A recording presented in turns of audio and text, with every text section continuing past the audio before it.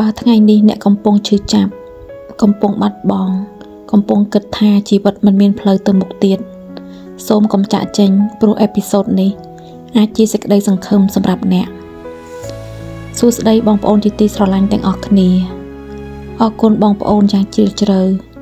ដែលបានចំណាយពេលវេលាដ៏មានតម្លៃស្ដាប់និងដើរជាមួយខ្ញុំតាមដំណើរជីវិតបន្ទាប់ពីការបែកបាក់គ្រួសារចាប់ពីអេពីសូតទី1រហូតមកដល់អេពីសូតទី9ដែលជាវគ្គចុងក្រោយនៃរឿងរ៉ាវជីវិតមួយនេះដំណើរនេះមិនមែនជារឿងងាយស្រួលឡើយវាជាដំណើរដែលពោរពេញទៅដោយទឹកភ្នែកការឈឺចាប់ការបាត់បង់និងសំណួរជាច្រើនដែលខ្ញុំធ្លាប់សួរព្រះថាហេតុអ្វីជីវិតខ្ញុំត្រូវមកដល់ចំណុចនេះ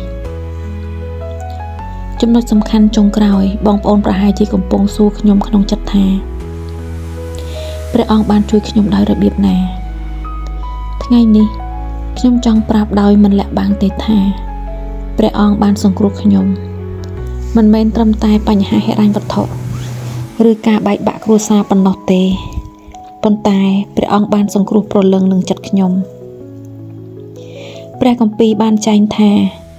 ព្រះយេហូវ៉ាចិត្តស្និទ្ធនឹងអ្នកដែលមានចិត្តបាក់បែកហើយទ្រង់សង្គ្រោះអ្នកដែលមានវិញ្ញាណបាក់ទឹកចិត្ត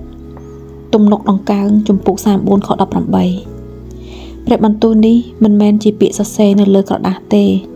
ប៉ុន្តែវាជាការពិតដែលបានកើតឡើងក្នុងជីវិតខ្ញុំផ្ទាល់ព្រះអង្គបានជួយខ្ញុំតាមរបៀបជាច្រើនដែលខ្ញុំមិនធ្លាប់រំពឹងទុកសោះព្រះអង្គបានចាត់ឲ្យបងប្អូនក្នុងក្រុមជំនុំ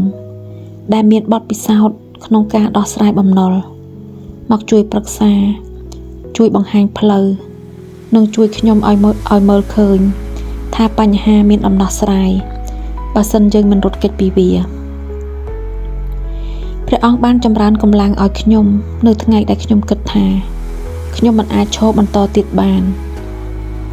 ព្រះអង្គបានលើកខ្ញុំឡើងវិញម្ដងហើយម្ដងទៀតមិនឲ្យខ្ញុំបាក់ទឹកចិត្ត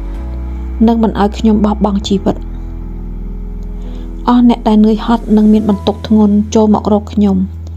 នឹងផ្ដល់ការសម្រាកឲ្យអ្នកម៉ាថាយជំពូក11ខ28ព្រះបន្ទូលនេះបានក្លាយជាកម្លាំងក្នុងរាត្រីដែលខ្ញុំយំម្នាក់ឯង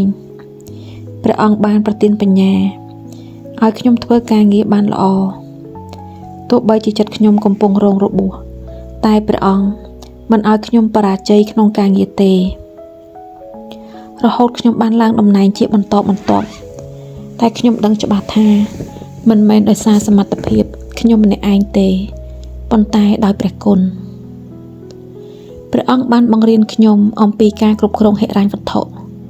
មិនឲ្យរស់ដោយការលោភលន់មិនឲ្យរស់លើសសមត្ថភាពនិងឲ្យចេះទុកចិត្តលើព្រះជាងទុកចិត្តលើលុយចូលស្វែងរកនគរព្រះជាមុននិងសេចក្តីសុចរិតរបស់ទ្រង់អស់អ្វីផ្សេងទៀតនឹងត្រូវបានបន្ថែមឲ្យអ្នកម៉ាថាយជំពូក6ខ33ព្រះអង្គបានបង្រៀនខ្ញុំអំពីការអត់ធ្មត់និងការរងចាំពេលវេលារបស់ទ្រង់ព្រោះពេលវេលារបស់ព្រះមិនដែលយឺតហើយក៏មិនដែលខុសពេលដែរព្រះអង្គបានបង្រៀនឲ្យខ្ញុំស្គាល់ក្តីស្រឡាញ់ពិតមិនមែនស្រឡាញ់ដោយលក្ខខណ្ឌតែស្រឡាញ់ដោយដែលព្រះស្រឡាញ់យើងហើយឲ្យខ្ញុំចេះផ្ដល់ក្តីស្រឡាញ់ទៅកាន់អ្នកដទៃសូម្បីតែក្នុងពេលដែលខ្ញុំធ្លាប់រងការឈឺចាប់ព្រះអង្គបានដកយកការលោភលន់ការខឹងនិងកំហឹងចេញពីចិត្តខ្ញុំហើយជំនួសវាដោយសន្តិភាពនិងសេចក្តីសុខខាងក្នុងសេចក្តីសុខសាន្តរបស់ព្រះដែលលើសលប់ការយល់ដឹងទាំងអស់និងថែរក្សាចិត្តនិងគំនិតអ្នកភីលីបជំពូក4ខ7បងប្អូនជាទីស្រឡាញ់ថ្ងៃនេះខ្ញុំចង់ប្រាប់ពីបទពិសោធន៍មួយថាពេលខ្លះក្នុងជីវិតយើងអាចមានលុយមានផ្ទះមានការងារតែយើងគ្មានសេចក្តីសុខតែអ្វីដែលខ្ញុំបានរៀនតាមរយៈទុក្ខលំបាកទាំងនេះគឺសេចក្តីសុខពិតមិនអាចទិញបានដោយលុយឡើយវាមកពីការដើរជាមួយព្រះនិងការទុកចិត្តលើទ្រង់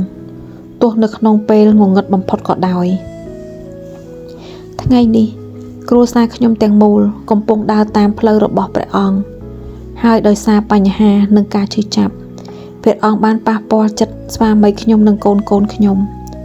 ឲ្យទទួលជឿលើទ្រង់ផងដែរពួកយើងបានទទួលស្គាល់ថាព្រះយេស៊ូវពិតជាព្រះសង្គ្រោះពិតមែន